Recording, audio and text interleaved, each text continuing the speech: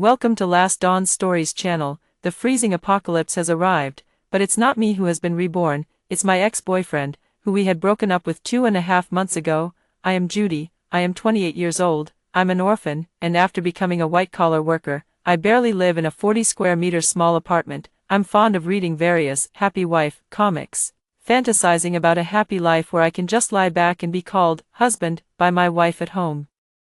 I envy the life without effort, but things don't go as wished. I'm just an ordinary office worker. My ex-boyfriend Lincoln is not only named like a boss, but also very ordinary in other aspects. Although he is a decent person, two poor people can't have a good outcome. Just 3 days ago, he suddenly contacted me. Judy, listen to me, the freezing weather is about to come. His tone didn't sound fake, and his voice through the phone could be felt as anxious. I found it hard to believe.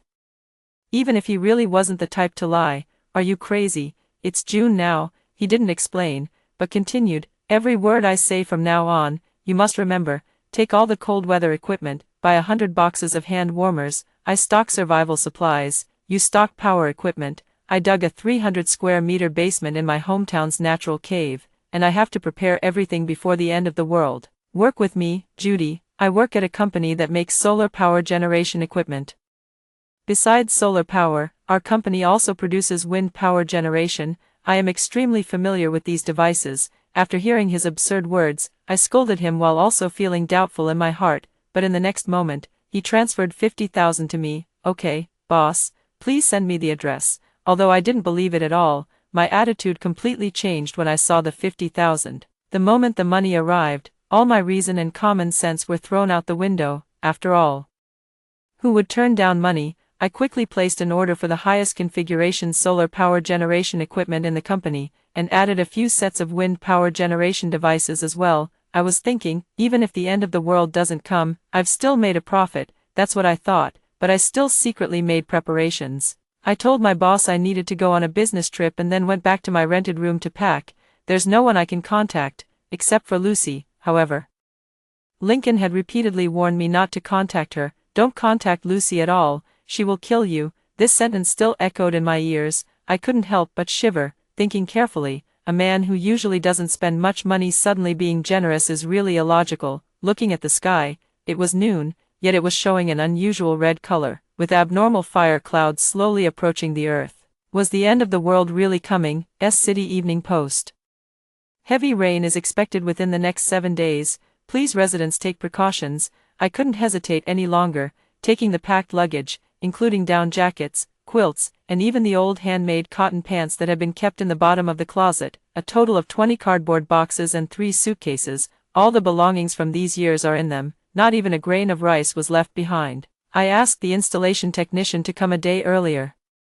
While I drove the truck to the largest supermarket in the city, I need 100 boxes of hand warmers, 50 sets of camping stoves, plus replacement gas, and 30 boxes of self-heating rice meals in any flavor, 10 sets of sleeping bags, ones with good insulation. I think, Lincoln said he was preparing survival supplies, so food shouldn't be a big concern. I need to get some more coal and firewood. I asked the manager if he could help me purchase these outdoor supplies, and he said of course he could, although the reason given was donating supplies to a certain place. I really couldn't explain it clearly. Fortunately, the supermarket manager had seen a lot of situations before. He didn't ask any more questions, just asked for my address. The truck that I moved first delivered the goods, and dozens of tons of coal and firewood can only be entrusted to them for delivery. Don't know Lincoln whether the place he prepared can hold all these supplies.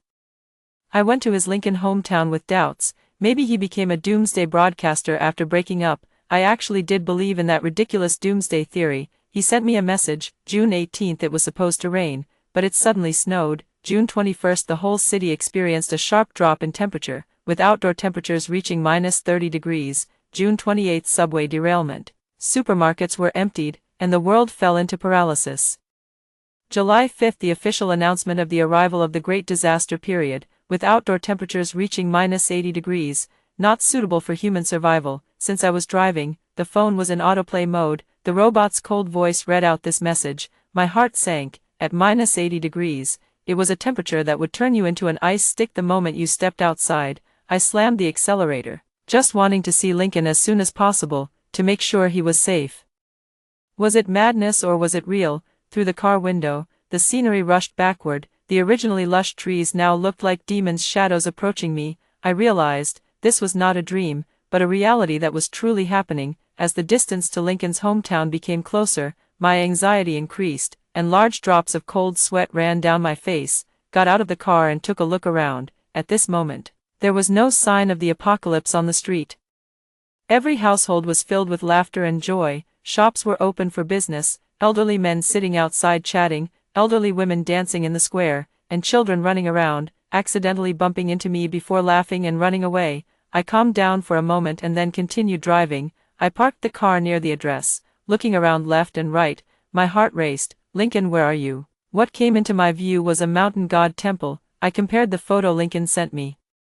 And indeed, there was a hidden door in an unobvious place. I pushed the door open, and a wave of warmth came towards me. At the same time, a familiar figure appeared before my eyes. Lincoln, I couldn't help but shout. The person in front of me was still as I remembered, but his eyes showed a kind of indescribable determination. He saw me and a smile appeared on his lips. You came, I knew you would come, my partner. He was cooking mutton soup, his body emitting a warm, cozy heat. At that moment, all the doubts and fears vanished, leaving only this person in front of me and the unknown future we were about to face together. Lincoln was helping to organize the supplies, while I was touring the cave and the cellar on the second level, although it looked simple. It was a bulletproof building. The inner door was a high-grade anti-theft door, and there was an outer iron fence. The cave's ceiling had been processed, with windows on top allowing the warm sun to shine in. The workers who arrived yesterday had completed the work quickly, and the solar panels and wind turbines were installed in places where the windows could see them, probably to prevent snow accumulation. Even an automatic snow removal device had been installed. There were 2 levels underground, and the second level was almost completely filled with supplies, plus the things I bought, so some of them would have to be placed in the first level. Fortunately, Lincoln had bought many supermarket-style shelves, neatly organizing everything by category. I also helped to carry supplies from the truck, and finally everything was organized after an hour. We sat at a table together, something we hadn't done in a long time. Lincoln suddenly said, Judy, actually, in my previous life, I died in the first year of the frostbite apocalypse. My heart jumped, and I almost dropped my chopsticks. Although I had expected it, I still couldn't believe it. He looked into my eyes and continued, at that time, I didn't know there would be an apocalypse, nor had I prepared. I just wanted to find you first. My heart warmed up. I brought a few packs of noodles and some canned food from the supermarket. At that time, it was below 30 degrees outside, and the city had not yet shut down. The 2 of us survived for a while with these supplies, but it didn't last long. Not long after, our home lost power, and Lucy came at that time. You were kind-hearted, saying that we were sisters who grew up in the same orphanage, and you let her in. You didn't expect her to be a wolf in sheep's clothing, while I was out gathering supplies. When I returned to your neighborhood, at this point, the man who looked like a rough guy actually choked up. Lincoln sniffed and continued, I never expected to see that scene. Lucy, is that true? The conditions in the orphanage I grew up in were extremely harsh. Fortunately, the director was kind and we always had something to eat. The country often donated to us, allowing the children to grow up healthy. In fact, when I was 12, there was a family who wanted to adopt me. Usually, younger boys were easier to adopt in the orphanage. Maybe it was just luck. That day, an orphan family came to the orphanage. The daughter they had lost was exactly 12 years old. There was only me and Lucy in the orphanage. After she heard the news that I was to be adopted, she found me one night. Judy, can you let me have the chance to be adopted instead of you? Please, please, she begged me by pulling my arm. We were best friends in the orphanage. If you let me have the chance, I will be good to you for the rest of my life. In the end, she begged me all night long. By morning, I was asleep. When the director woke me up, I only saw the passing car's tail and Lucy the news that she was adopted instead of me. Later, by coincidence, she moved back to this city. We got back in touch. Lincoln, seeing me lost in thought, squeezed my hand. She pushed you from the 28th floor. You died right in front of me. I suddenly looked up, eyes full of disbelief. How could that happen? Why would she do that? No matter how heartless, she couldn't have killed me. Lincoln sighed, his eyes full of complexity. She was jealous of you, jealous that you always had good luck. Even in the orphanage, you were loved and cared for, while she, although adopted instead of you, could never truly gain the love of her adoptive parents. Her heart was twisted. believing all of this was your fault. After the apocalypse, her resentment only grew stronger. I recalled Lucy, the look of desperation she once had for me, and my heart was full of mixed feelings. What about you? How did you end up? I suddenly came to my senses, thinking, since he had been reborn, that meant, he took his death pretty lightly. Just summarizing, I ran over to you, and you were already dead. At that moment, it started snowing heavily, and I heard the radio broadcast saying that the temperature had dropped to -78 degrees. I held you and lost consciousness. When I woke up again, I was back to before the apocalypse began. He spoke lightly and simply. But it must have been so painful. That was actually a real death from freezing. Lincoln finished the soup in his bowl in one go and got up to wash the dishes with my bowl and chopsticks, leaving me with a huge emotional shock. He turned and sat on the sofa to rest, his mind filled with complex emotions. Lincoln's rebirth, Lucy's betrayal, all of it felt like a ridiculous play, yet it was so real. I tried to sort my thoughts and asked, "So, did you start preparing all this after you came back?" Lincoln nodded, sticking his head out from the kitchen and saying, "Yes, I know time is pressing, and I have to seize every moment. I contacted you, hoping we can survive this apocalypse this time." At this moment, we seemed more like comrades, and this gratitude had nothing to do with love. I just knew in my heart that this person could be relied upon. I stood up and walked to Lincoln's side, gently hugging him. His body gave a slight tremor, and then he wiped his hands and hugged me back. "Thank you," I said softly. Lincoln leaned down and placed a gentle kiss on my forehead. "Judy," he said, "we are the most important people to each other. No matter what happens, I will protect you until the very end." Lincoln thought for a moment and said, "In our previous life, we were too naive, too trusting in others, which led to our deaths. This life, we must live well." I nodded, determined not to be a doormat anymore. I knew the days ahead would be even more difficult. The world without humanity is coming. Sometimes I wonder whether the people who lost their humanity lost it because the apocalypse came, or whether they never had humanity to begin with. Lucy have been more than kind. If she keeps causing trouble in her life, I will not forgive her. Today Lincoln again brought in construction workers to install the fireplace and chimney pipes. Considering the extremely cold weather in the future, we also added a heating system and a boiler. This way, if the solar power fails, we can still survive a bit longer with the backup plan. Several workers were quite curious about our big renovation of this old cave. "Are you really going to live here after this renovation? You don't have a land use permit, so it might get torn down." Lincoln laughed it off. "Well, we can't live here. We're doing this for the live stream. If it gets torn down, then it gets torn down." "You guys have quite some nerve." The workers didn't want to get involved in this matter. They just wanted the money, and they wouldn't care if it got torn down later. By the evening, the work was finally completed. Seeing this, I finally felt a bit more at ease. The next day, coal and firewood arrived. There was quite a lot of it, so we had to unload them at the mountain god temple. Lincoln had to urgently find people to dig another layer of basement, which took several days to complete. With this, our end-of-the-world preparations were completed. The time had arrived the day before the apocalypse. I checked today if all the power banks had power, and also filled all electronic devices with TV shows, novels, comics, and so on. The end of the world might end on any day.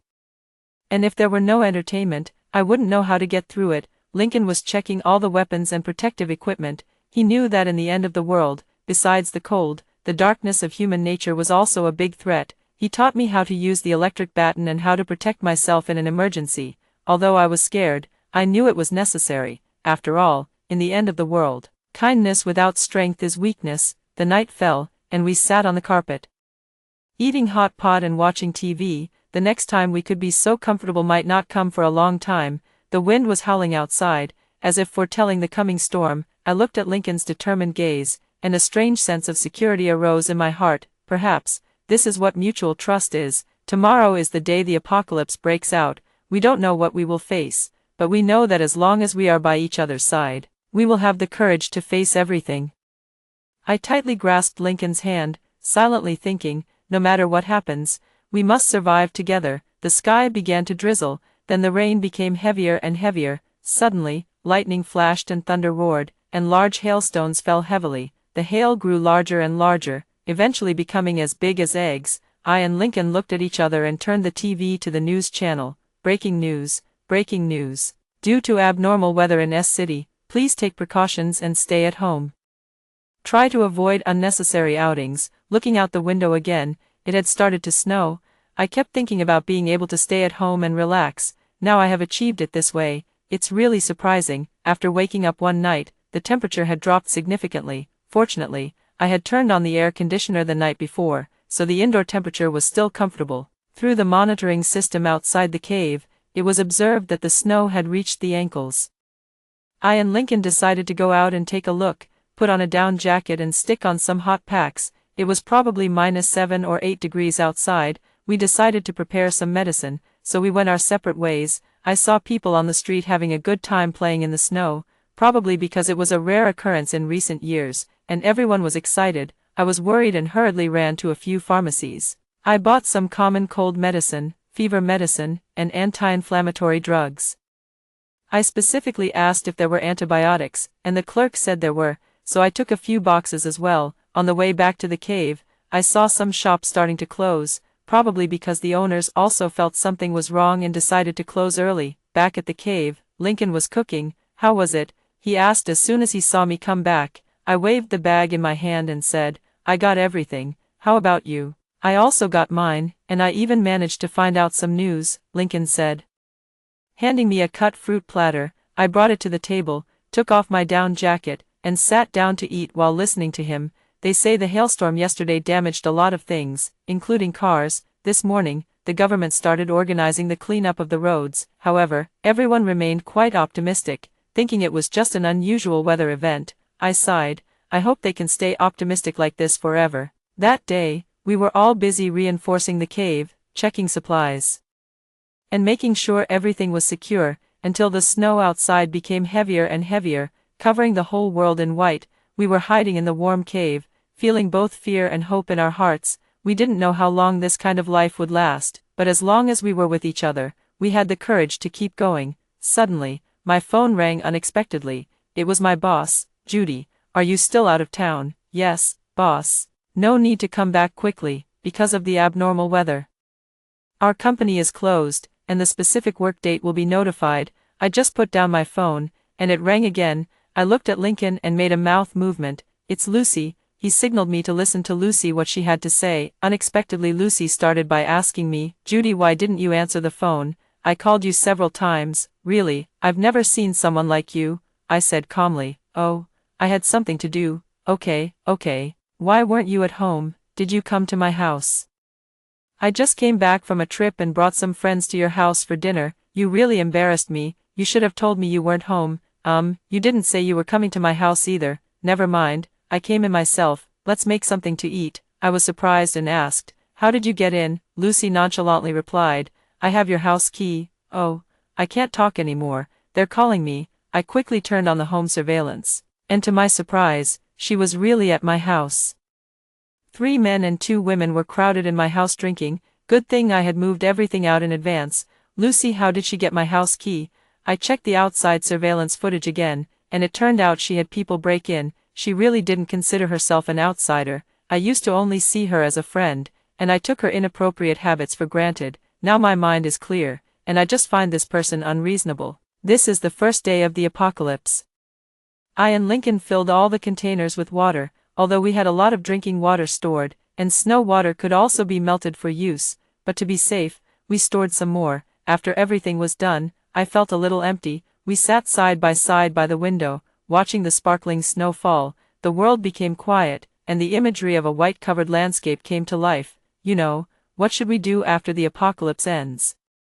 I actually wanted to ask if we could make it through the apocalypse, and whether there would still be humans on Earth after it ended. Lincoln leaned closely against me, and he said, do what you need to do. The most important thing is to live well in the present. Maybe we can even make a documentary. Haha.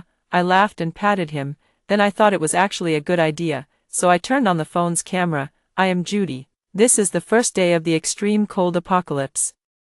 I pointed at Lincoln, and aimed the camera at him. I am Lincoln, the ex-boyfriend of Judy. It's the 28th day since my rebirth. We can definitely make it through the end of the world. He made a fist and gave a thumbs-up gesture. The laughter of the 2 people lit up the cave. It's good that there are 2 of us, making the hermit life less lonely. The 10th day of the apocalypse, people outside finally realized something was wrong, so they started rushing to the supermarket in groups. but they only managed to buy a little bit of supplies. Lucy called again. Judy, when are you coming back? We're all stuck at your house and can't get out. Come back and bring some food. It was already 30 degrees below zero outside. I laughed angrily. Go buy your own food, I don't have time to deal with you. Saying that, he hung up the phone. I turned on the surveillance. I only saw the few of them pushing and shoving each other, avoiding going out. Later, there was no other way, Lucy pushed them out. When I checked the surveillance again the next day, there were only 3 people left instead of 5. There were a few packs of instant noodles and 2 bottles of mineral water in the house. The 3 people were sitting in a daze. Suddenly, a man pointed at Lucy and said, You killed someone." I covered my mouth, feeling both astonished and convinced that it was true. Indeed, a murderer is a murderer, and even if he didn't kill me, he would kill someone else. Lucy roared. I just wanted her to give me the clothes. It wasn't intentional. They deserved to die. If I killed someone, then you would be an accomplice. Enough. Stop fighting. Let's think about how to find some food again, said another person. Food is limited, especially now that the electricity and water are both out. The 3 of them huddled together shivering, and began to think about stealing others' food in the cold and hunger. I saw them picking up weapons, and the man who called Lucy a murderer also started to look dangerous. The dry noodles were still not filling, so they wanted something warm, like a self-heating hot pot, so they started robbing floor by floor.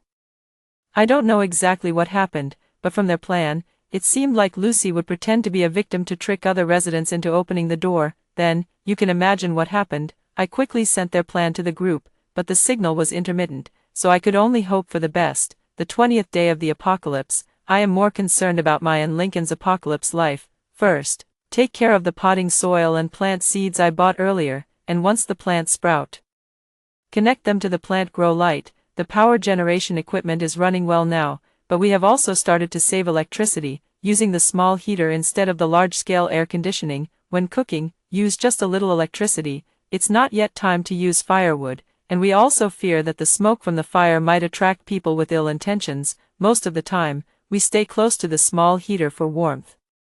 Being close together has made our relationship better than it was before the apocalypse. I can't remember the reason we broke up, and it seems like such a small thing now, even a bit strange when I think about it again. Lincoln and I are different. He is not an orphan. As for why he didn't go to his parents but came to me, I know the reason. The small town where he was born was very barren more than 20 years ago. His parents married quickly and had a child quickly.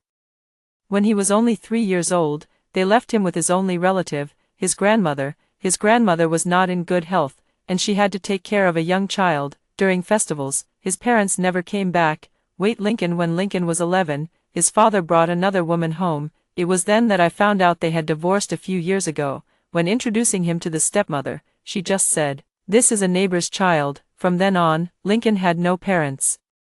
His grandmother also passed away when he was 15, I think. He probably considered me his only relative. I moved my seat closer to him. He asked me what was wrong. I just said, "I'm a bit cold, let's huddle closer." Lincoln then took the warm pack off his stomach and put it in my hand. "Take this, it's still warm." Sometimes I think this man is really insensitive. No wonder they broke up. The 30th day of the apocalypse. Lincoln turned on the camera again.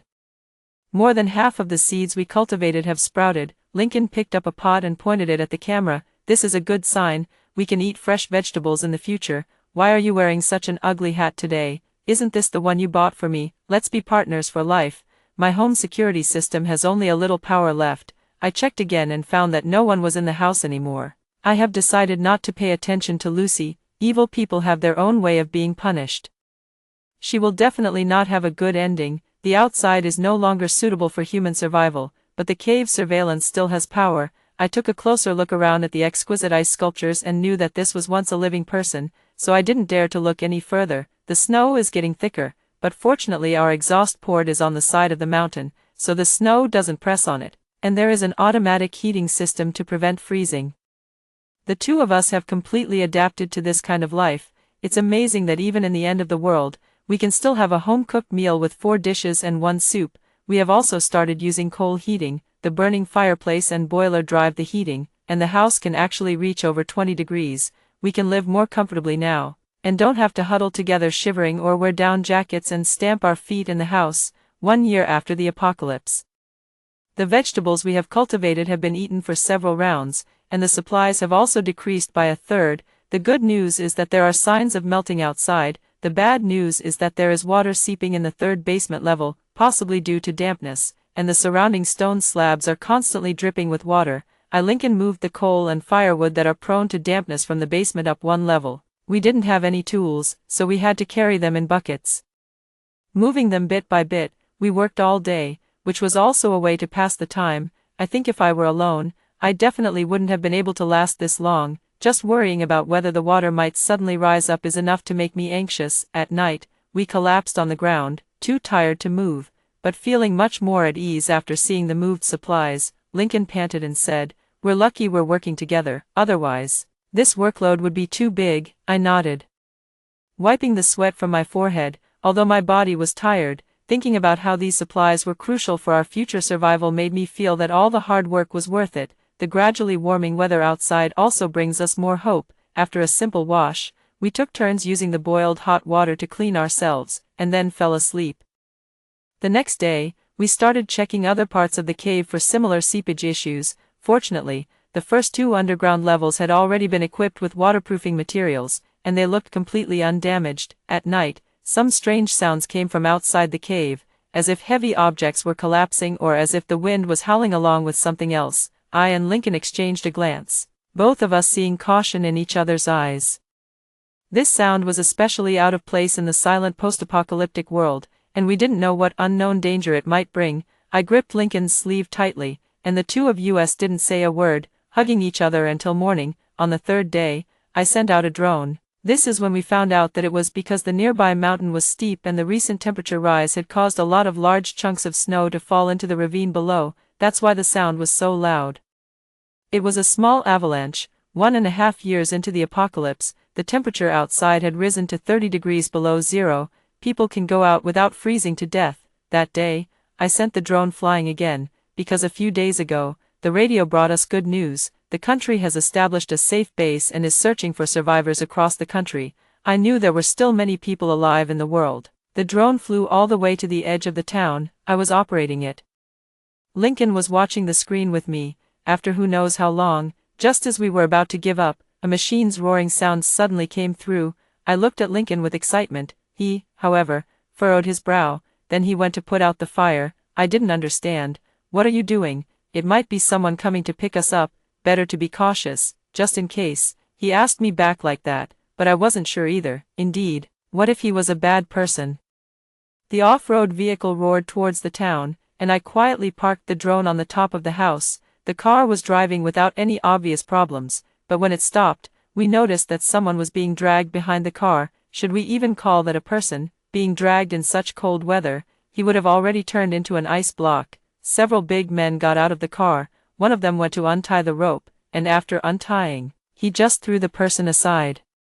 And the body fell apart completely. How cruel. Oh my God, we must not let them find out. I covered my mouth, afraid that I might accidentally make a sound. I had completely forgotten that this drone needed to be controlled in order to transmit sound. A wave of fear washed over me. If I had rushed out just now, we might have ended up in the same situation as the person who was dragged away. "Judy, are you okay? Breathe." Lincoln patted my back. I had never really seen someone killed before.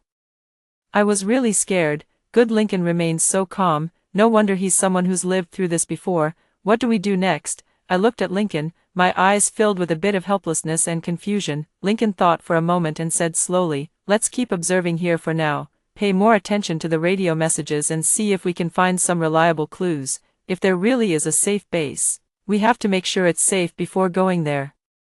I took a deep breath and tried to calm myself down. "Okay, I'll follow your lead. As long as we're together, we'll surely find a way."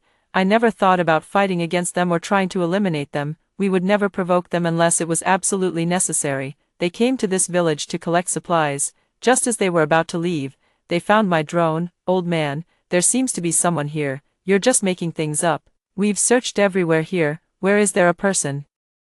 "Look, this drone still has power. It's still on. It must be frozen by the cold." They didn't investigate further, whether to let us relax or they really didn't care. But I still decide to consider this drone as scrap. It can't be flown back. In the following days, we were more careful, paying attention to the outside while continuing to maintain life in the cave, hoping for the day when it's truly safe. 1 year and 7 months into the apocalypse, temporarily safe. We both held the idea that we wouldn't go out before the food ran out, and we started recording our remaining supplies.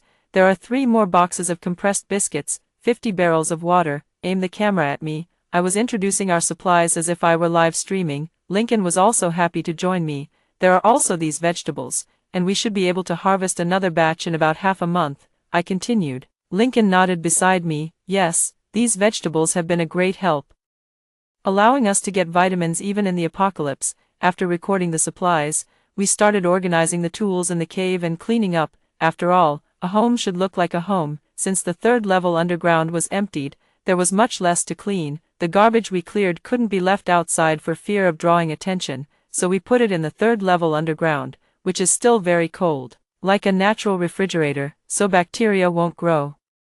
Time passed slowly in this quiet and busy routine. At night, we sat by the fireplace as usual, watching the flickering flames, and our thoughts drifted far away. I wonder how the safe base outside is doing, whether there are already many survivors gathered there. I broke the silence. Lincoln, after thinking for a while, he said, there should be quite a few people. I hope it's really as safe as the radio said. Saying that, he added another piece of wood to the fireplace, and sparks flew, lighting up our faces. We all knew in our hearts that although the cave was relatively safe for now, one day the supplies would run out, and we had to find a truly safe place to stay. They also placed this hope in the power of the country. Heaven would not abandon us to a desperate situation. It was a very ordinary morning. The radio's voice had never been so clear. All surviving residents, you've all worked hard. Please prepare for 3 days of supplies.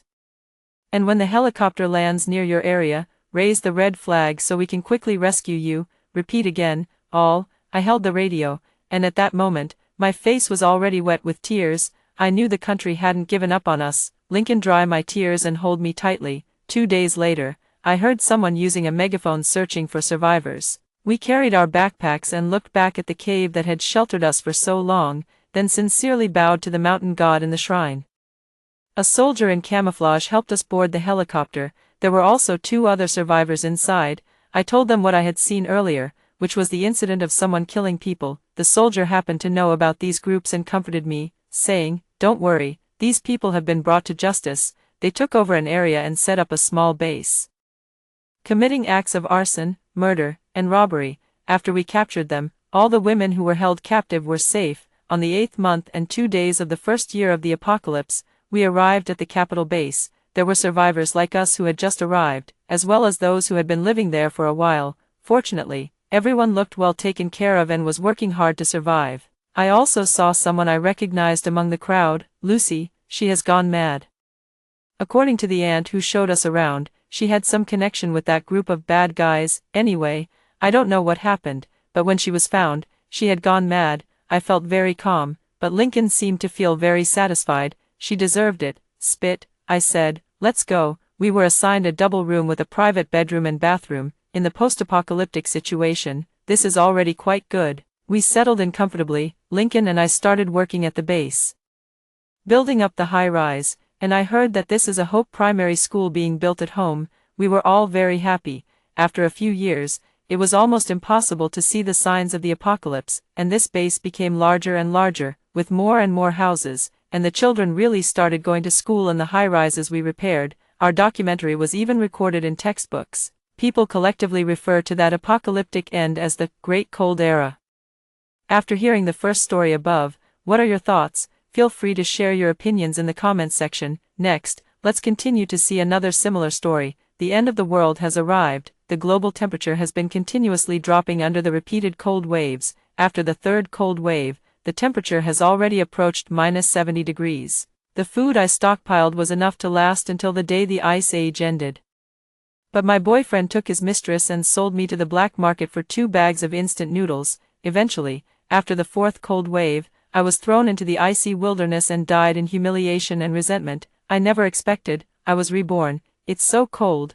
I lay on a sunny balcony and couldn't help but shiver. The next second, I felt something was wrong, a long-forgotten warmth shining on me. The comfortable feeling even made me let out a moan. So warm. I slowly opened my eyes. And at first I wasn't sure whether this was heaven or my imagination. Warm sunlight through the glass window made the whole house bright. There was no scene of icy coldness outside, nor were there statues of corpses one after another. Many people in the community were walking, and none of them were wrapped in thick blankets. I must have been reborn. I looked outside and saw the scene was my own home. In a panic, I knocked over all the chairs, didn't even want to pick them up, but instead looked at the time on my phone, September 28, 2088, 12:45 o'clock.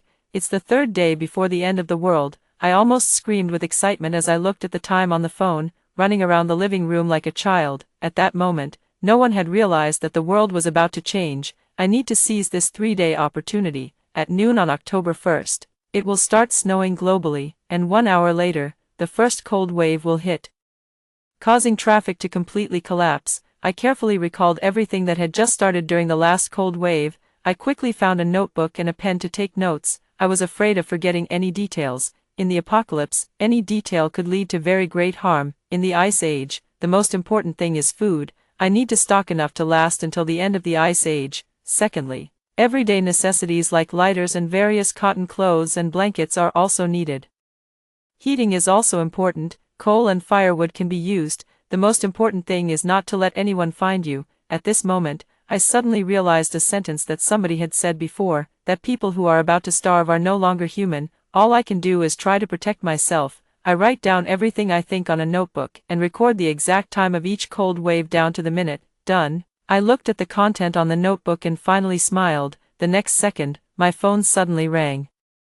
I looked at the caller ID, James. Seeing this name, my anger almost reached its peak, and I wanted to kill him right then and there. Just killing someone is still illegal now. Up until now, James has always seemed like a hardworking person to me. Although he didn't earn much, he was still good to me. That's also why I agreed to be with him. But I forgot one thing. People change, because I work at the Meteorological Bureau. I got the insider information first and bought enough food with all the cash, which allowed me to keep going. James also benefited from my favor. He ate my food, wore my clothes, used my things, but in the end he wasn't satisfied. He even got involved with the neighbor's little flirt, and sold me out. I tried to calm myself down. Now nothing can let him know. I must make him feel what real despair is. Answer the phone, dear. Still sleeping, there was James' affectionate voice on the phone. I used to enjoy it so much that I couldn't get enough, but now hearing it just makes me feel sick. Just woke up. I tried to act as if nothing had happened, and said with a smile, "Aren't you at work? How come you have time to call me? I just missed you." "Miss you? Eat shit," I muttered to myself in anger, but still said, "Okay, don't waste your time. I'm not fully awake yet. I'll go back to sleep." "Okay. I'll work hard to earn money and buy a bigger house to marry you. I love you. Bye-bye." Hang up the phone. I cursed James a few more times, which helped ease my mood. My home was no longer safe. There were too many people in the community, and James often came to my house. If he found out, he would definitely become suspicious, even if it was accidentally revealed. In the apocalypse, having supplies sometimes became a crime. After all, killing in the apocalypse has become a trivial matter. I checked the balance in my account, and there was about 50,000 in cash. But this is not enough for me this time. I not only need to eat enough, but also eat well, which is my ultimate goal. I hadn't thought of it when I was recording just now. James reminded me just now. House. I raised an eyebrow and found the property certificate, preparing to use it as collateral. In addition, various small loans can also be considered, but it's a bit of a shame for those companies, of course. It's just these few days, after the cold wave arrives. This money will become the most useless item. Even if you have 1 billion, you can't buy a single sausage. Everyone knows, a sausage can make you live one more day or even several days, but money can't do that. I have obtained nearly 1 million by using various information such as ID cards, whether it's compliant or not, within my range of capabilities. I won't miss the chance to get an extra 10,000 yuan. As for real estate, it's most convenient to mortgage it to the bank. If there was enough time, selling it to someone else could maximize the profit, but now I don't have much time left. An hour later, I walked out of the bank with a special sense of relief. Everything went so smoothly. I have already decided where to live. There is a house in the suburbs left for me by my family, and several rooms can accommodate more items. Moreover, the people living there are already few, so it won't attract attention, which is just right for me to settle down there. I first rented a large truck and hired a few people from other places. I bought some items I usually wouldn't buy at the furniture store, like sofas and beds. After all, there's no need to leave any money. It's most important to make myself comfortable. The few people from other places were curious why I was taking such good things to the place, thinking it was a bit of a waste. I just said I was preparing to get married here, so as not to raise their suspicions. However, food and other supplies cannot be handled by others, otherwise it would be easy for them to remember that they had previously transported things to me. In a desperate situation, they might end up killing me. Until nightfall, I finally completed half of the work. Although the house here looks very rustic, the facilities inside are definitely top-notch. And half of the room was filled with various kinds of food, noodles, sausages, cookies, snacks, drinks, everything you could possibly want, but this was still not up to my expectations. I was looking at the items in front of me, feeling happy, when the phone rang. It was James calling. "Dear, where are you? I went out to do something. Did you come to my house?" "Yes, I brought you a small cake. I was planning to surprise you. Wait for me. I'll be back soon." After hanging up the phone, I prepared to meet the man I hated so much. Just got home. James was watching TV on the sofa, completely unaware of what would happen 3 days later. He was wearing a loose shirt, and when he saw me come back, he smiled brightly and immediately came to my side to take my bag. "Hey," James looked at me curiously. "Why, did you go on a journey? Your clothes are so dirty." I helped a colleague move. I laughed and patted James on the chest. "Just like usual, I'll go change first. Stay here and I'll cook something nice for you. You're so hardworking, my dear. You can handle both the formal and the informal. What a blessing to have such a girlfriend." James used very exaggerated words to shower me with compliments. Now it seems like he was just trying to manipulate me, making me work to earn money and also come home to cook for him. He's too smart. My expression couldn't help but change slightly. But fortunately James didn't notice. I washed up and went to the kitchen, taking out the laxative I had specifically bought from my bag to let him have a taste of it. If it weren't for the apocalypse not having arrived yet, I would have wanted to poison him. I cooked 2 dishes, and he ate them with great enjoyment, occasionally praising me on how delicious they were. This time, I smiled very sincerely. "Eat more if it's good." This night, James spent all his time in the bathroom, and the next day at work. He looked completely exhausted. Great. Although this couldn't truly cause James any real problems, it was just the beginning. September 29th, 2088, 7:52 a.m.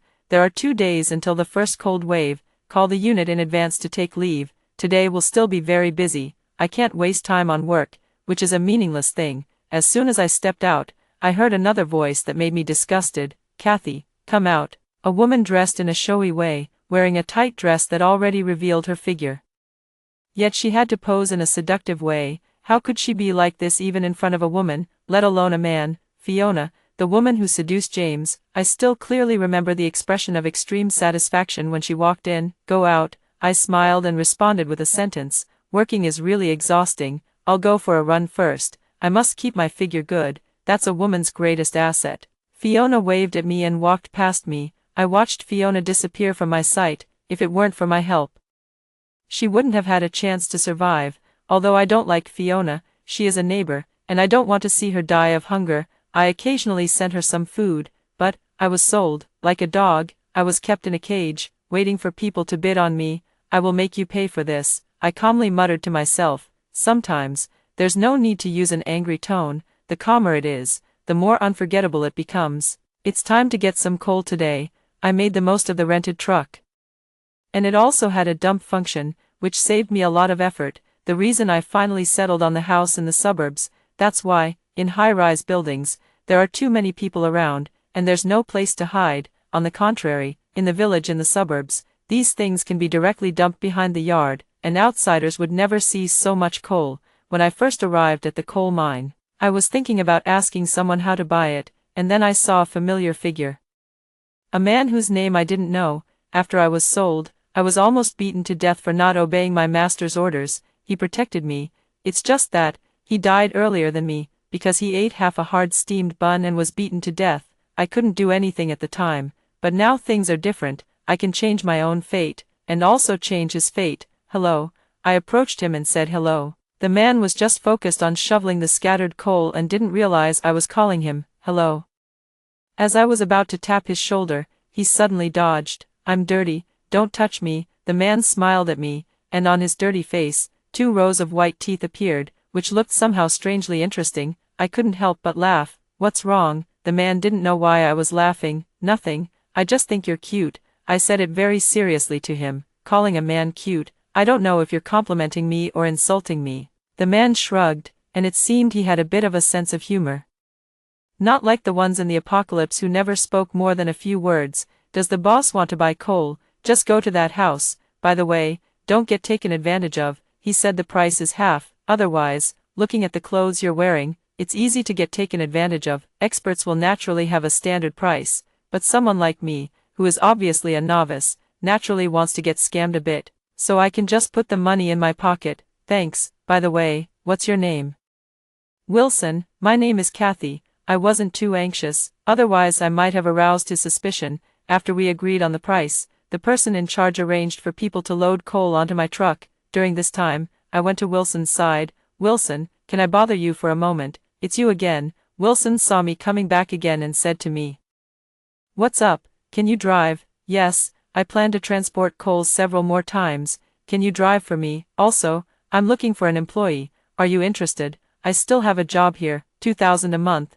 Is that true?" "Really?" Wilson threw the shovel aside. "Wait for me." After saying that, he went to resign from his boss. After he walked out, he could still hear his boss shouting loudly, "You think you can earn 2,000 yuan? Be careful. You'll end up with nothing left." Seeing Wilson come out, I smiled and said to Wilson, "Wilson, you'll soon realize that your choice was the right one. Just to be clear, I can only help with physical work. I might not be good at anything else." Wilson said seriously to me, "That's enough." With Wilson's help, everything became much smoother. It was still told him some very serious things. First, he must absolutely not tell anyone what he is doing, not even friends or relatives. Second, any task I asked him to do must not be discovered by others. Third, he will live in this suburban area from today on. Others might immediately ask me if I'm a fraud, but Wilson was quite understanding. "I don't have parents, I'm just here by myself. I'll definitely do as you said. I don't have money, so I don't worry about you cheating me."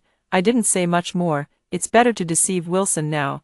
If I really told him that the end of the world is coming soon and that I want to save him, he would probably think I'm crazy. That night, I returned to the residential area and was about to enter when I saw 2 familiar figures at the entrance. It was James and Fiona. I quickly stepped aside to try to hear what they were talking about. "Why did you bring me here? Be careful they don't see." "Kathy." James looked very alert, looking at his watch, and said, "I'll only give you 5 minutes. What's wrong with James? Are you planning to take everything and leave? Do you really want me to tell Kathy that you and I slept together?"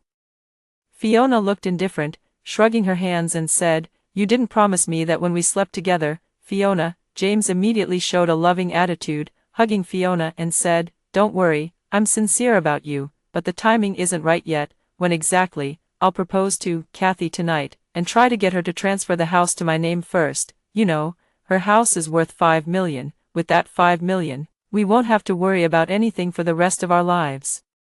James spilled out his plan to Fiona. "Okay." Fiona no longer insisted. She frowned and said, "I have to do what you say. I don't want to keep playing secret anymore. Not exciting, pervert." Fiona lightly hit James on the chest, and the 2 of them entered the residential area, one in front of the other. I was hiding on the side, lost in thought. I never expected that. James and Fiona had already been involved, and I had been deceived all along. I thought that they only started to get together after the apocalypse. James and Fiona had already been involved, and I had been deceived all along. Now it seems that I underestimated James and Fiona of their shamelessness. Those 2 scoundrels. I gritted my teeth and muttered under my breath, "That's why in the previous life James always urged me to get married." He would subtly imply that if he had a house of his own, he could propose to me directly. The whole point was never about liking me, but about the property under my name. It's just that everything has now become a fantasy. The house has already been mortgaged, and the upcoming events will plunge him into true despair. I suddenly hope that the day of the apocalypse will come sooner. Let them pay the price. I calmed down, and I strangely felt much lighter. Perhaps this is the point where despair reaches its peak, and I no longer have any hope or illusion left for them. "Go home." James politely helped me carry things and said, "Dear, it's tiring at work." "It's okay, I'm used to it, and my job isn't tiring either." I smiled sweetly. Beneath the sweet smile, There was a deep hatred for him. While eating, James sure enough started to brainwash me. Dear, we've been together for so long,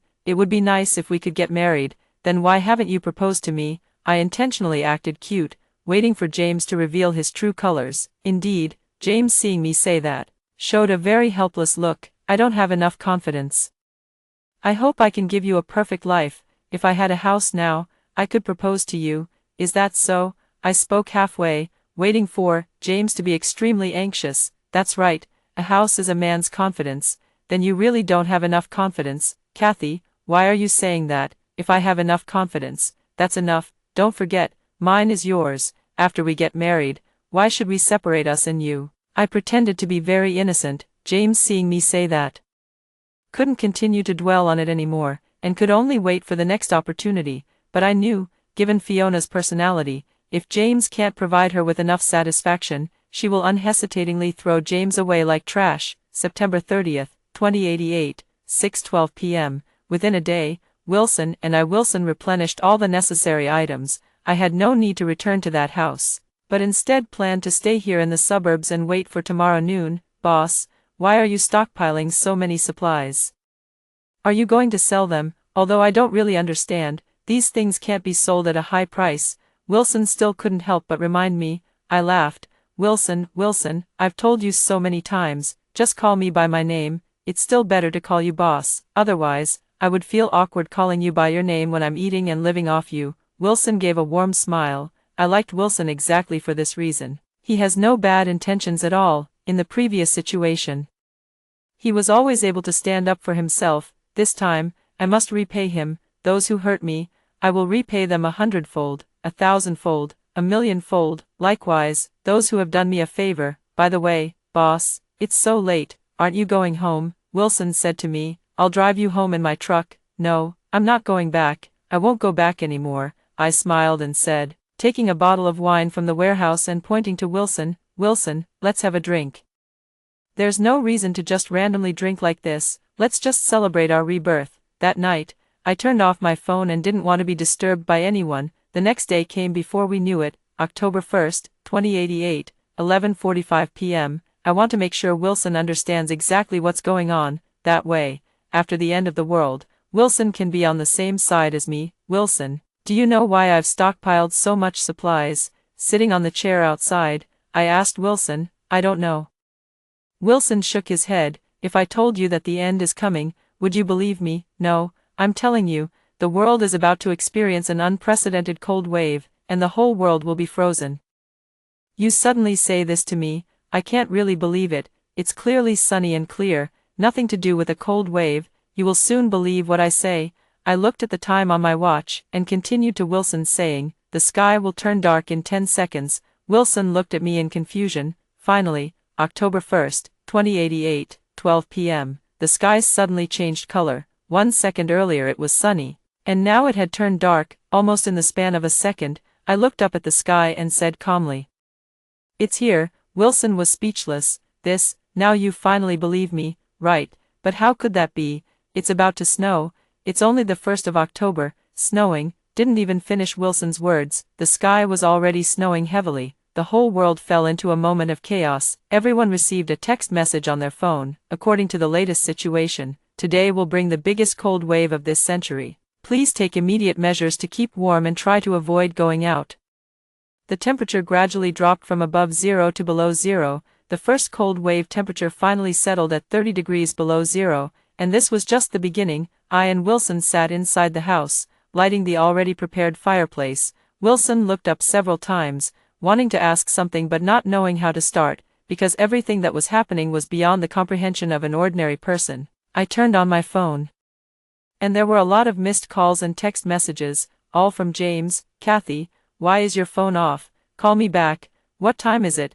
Are you working late? I called your office. Why aren't you at work? Where have you been? Kathy, you saw the call. Just now the sky turned dark. You work at the Meteorological Bureau. Did you get some advance information? Just then, the phone rang again, once again from James. I smiled and answered the call, saying in a somewhat lazy tone, hello, Kathy.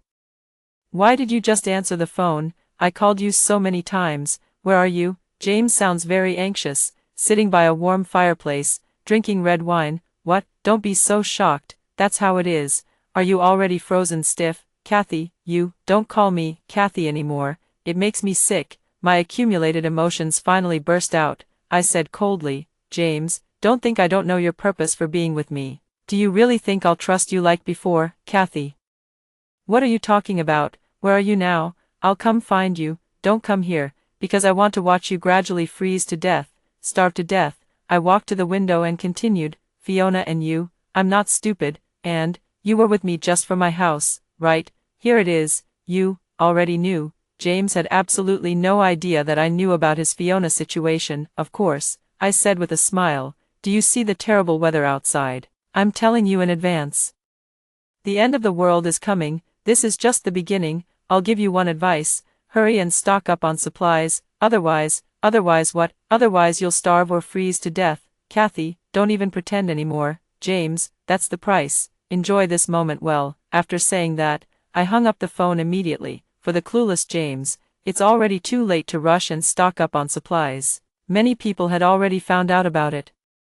James, now it's almost impossible to get any useful items. At that moment, on the other side, James immediately found Fiona. Fiona, it's the end of the world, let's go get supplies. The end of the world, is that a joke? Fiona didn't believe James at all. It's true, Kathy is from the Weather Bureau, she told me. Hurry up. James and Fiona had just arrived at the supermarket, but it was already crowded with people. A countless number of people were pushing inside. It was not only impossible to buy anything, but even entering had become a serious problem. It's too late, it's too late. James fell to his knees at the door. Fiona was also a bit at a loss. I still have some things at home, they should be able to last a while. Let's go back first. 3 days later, the second cold wave arrived officially. The temperature had dropped to 50 degrees below zero. The whole world seemed to have become quiet. A half-month later, the third cold wave made the whole world change color. The temperature of 70 degrees below zero is enough to turn any person without cold protection into an ice sculpture within a few seconds. I and Wilson were living in a warm house. Same here. I also told James Fiona's story to Wilson. Wilson was equally furious. I'll help you take revenge. No, the retribution will come soon. At that moment, the video started. I don't need to look to know it's definitely James coming. Kathy, I know you must have already prepared everything. Can you share some supplies with me? On the other end of the phone, James pretended to be very pitiful, even speaking with a trembling voice. In such weather, even staying inside a house without heating facilities would be hard to endure for long. James saw my comfortable conditions and wished he could rush over from the phone. You want supplies? Sure. I smiled and nodded. But I can only give out one ham sausage. Who among you and Fiona wants it? I want it, James said without hesitation. James, you bastard. Fiona was by James's side, shouting at him, if it weren't for me, you would have already starved to death. Get out. James kicked Fiona aside, and pleaded with me, Kathy, please, give it to me, let me come back to you. Okay, but, Fiona is still here. I smiled intentionally and said to James, this smile seemed to have turned into something terrifying, like a demon. In James's eyes, I killed Fiona, let me go find you. You go first. Good, James readily agreed, putting his phone aside, which allowed me to see him and Fiona. Don't come any closer. What do you want?